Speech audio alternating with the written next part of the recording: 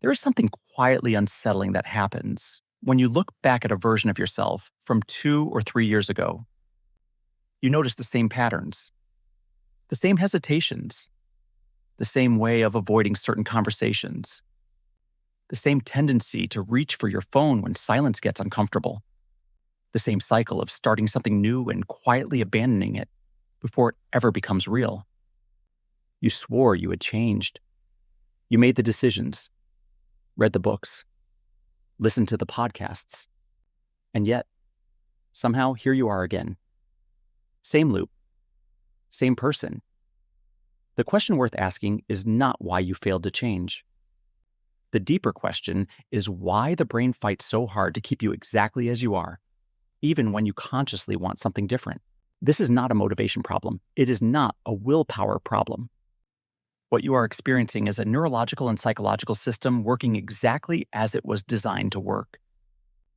The brain is not trying to hold you back. It is trying to protect a structure it has spent years building. That structure is your identity. And identity, at the brain level, functions more like a fixed program than an open system. Understanding why that program runs on a loop and what it takes to actually rewrite it is what this video is about. To understand the identity loop, you first need to understand how the brain builds identity in the first place. The brain is fundamentally a prediction machine.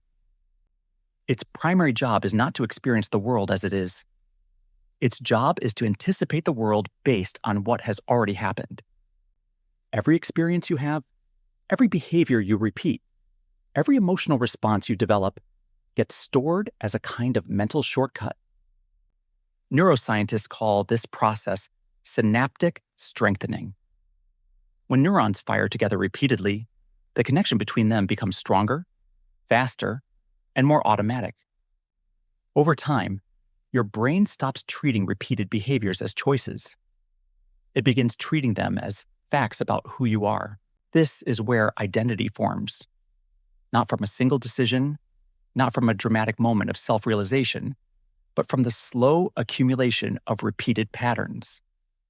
The person who checks social media every morning before getting out of bed is not making a conscious choice every day. That behavior has been wired into a neural pathway so deeply that the brain now treats it as part of the morning sequence. The person who avoids difficult conversations is not consciously deciding to avoid them every time. The brain has learned that conflict generates discomfort, discomfort generates a stress response, and the easiest way to short-circuit that stress response is to withdraw. That pattern becomes automatic. And eventually, it becomes identity. What makes this even more complex is the role that dopamine plays inside the identity loop. Dopamine is widely understood as the brain's reward chemical, but that framing is slightly misleading. Dopamine does not fire because you experience something pleasurable. Dopamine fires in anticipation of something familiar. The brain releases dopamine when it predicts a reward it has received before. This means that your brain is not just rewarding you for what feels good. It is actively reinforcing whatever you have done repeatedly, simply because repetition creates a reliable pattern, and the brain finds reliability deeply satisfying at a chemical level. This is why breaking a habit feels so physically uncomfortable. When you try to interrupt a familiar pattern, the brain does not just passively resist. It creates a genuine sense of wrongness, like something is missing, like you are moving against the current. The dopamine anticipation cycle gets disrupted. The brain was expecting the usual sequence and the usual reward, and instead it received a gap. That gap is experienced as discomfort, and the natural response to discomfort is to return to whatever relieves it. In most cases, that means returning to the old behavior, the old pattern, the old version of yourself. The loop closes again, but the dopamine system is only one layer. Underneath it is something even more powerful and significantly less discussed. The brain has a threat detection system centered around a region called the amygdala. This system evolved to protect you from danger. It scans your environment constantly, looking for anything that signals a threat to your survival. The critical point is that this system cannot distinguish between physical danger and psychological danger. To the amygdala, a threat is a threat. And one of the most consistent psychological threats the brain registers is identity disruption. When you try to become a meaningfully different person, the brain reads that as a threat to the existing self-structure. The person you are trying to become is unfamiliar. Unfamiliar means unpredictable. Unpredictable to the brain means potentially dangerous. And so the threat system activates, anxiety increases, and your motivation to change suddenly feels much less powerful than it did the night before when you were planning everything with perfect clarity. This is the mechanism behind what most people call self-sabotage. It is not a character flaw. It is the brain's threat response doing exactly what it was built to do, protecting the structure that has kept you alive and functional up to this point, even if that structure is limiting you. Now add the environment. Modern life, particularly for working adults and students navigating digital ecosystems, creates conditions that make the identity loop even harder to escape. Overstimulation is now the default state for most people. The average person checks their phone somewhere between 80 and 150 times per day. Every notification, every scroll, every piece of short-form content delivers a micro-dopamine signal that keeps the brain in a reactive, surface-level mode. The prefrontal cortex, which is the part of the brain responsible for long-term planning, self-reflection, and deliberate identity construction, requires mental quietness to function well. It requires the kind of sustained, low-stimulation focus that modern digital environments actively work against. When the brain is constantly overstimulated, two things happen. First, the capacity for genuine self-reflection shrinks. You cannot think clearly about who you are becoming when your attention is being pulled in 17 different directions simultaneously. Second, the brain becomes more dependent on familiar, automatic behaviors because those behaviors require less cognitive effort. A mentally fatigued brain defaults to efficiency. And efficiency, in the brain's language, means doing what it already knows how to do, which means becoming the same person again. This is why so many change attempts fail, not because of a lack of genuine desire, but because of a complete mismatch between the environment and the neurological requirements of actual change. You're trying to rewrite a deeply embedded program while the system running that program is perpetually overloaded. The changes never take root because the brain never gets the quiet it needs to consolidate new patterns into something durable. There is another layer to this that involves something called the narrative self. The brain does not just store behaviors. It stores a story about who you are. This story is constructed from memory, from the interpretations you place on past experiences, from the feedback you have received from other people, and from the identity labels you have accepted over time. You are a procrastinator. You are someone who struggles with follow-through.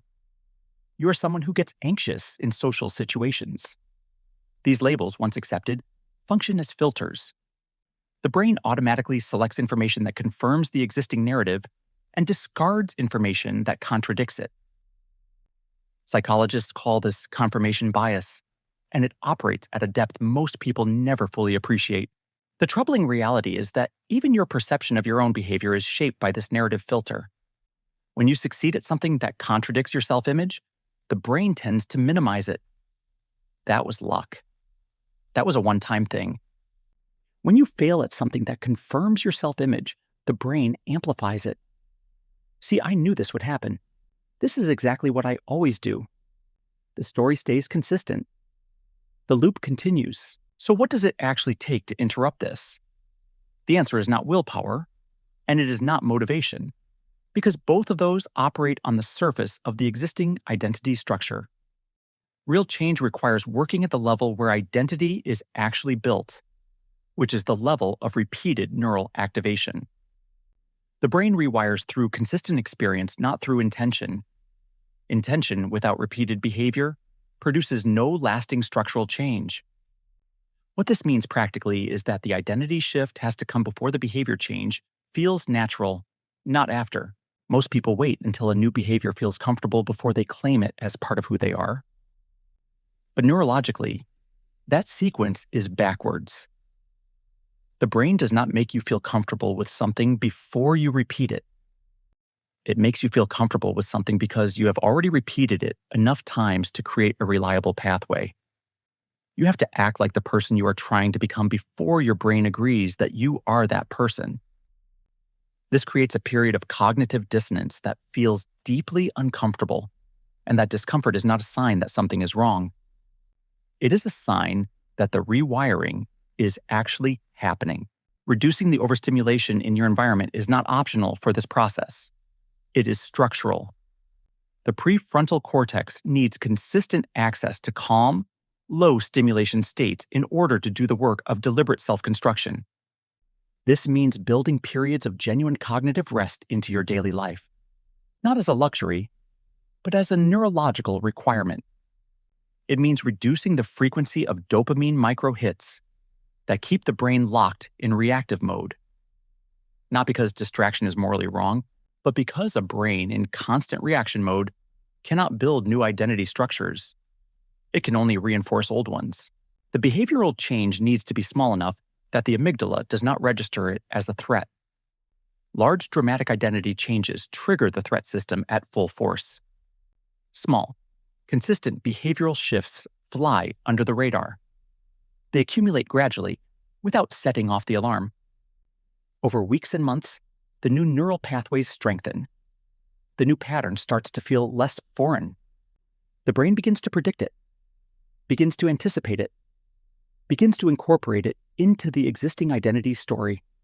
And slowly, the narrative self updates.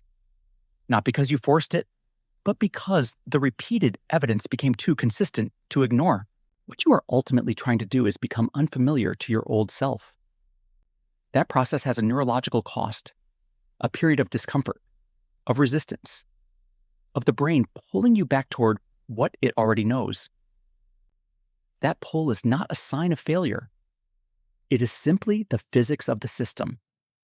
The loop is strong because it has been reinforced over a long period of time. Breaking it requires not a single, dramatic effort, but a sustained, low-level consistency that gradually builds a new gravity.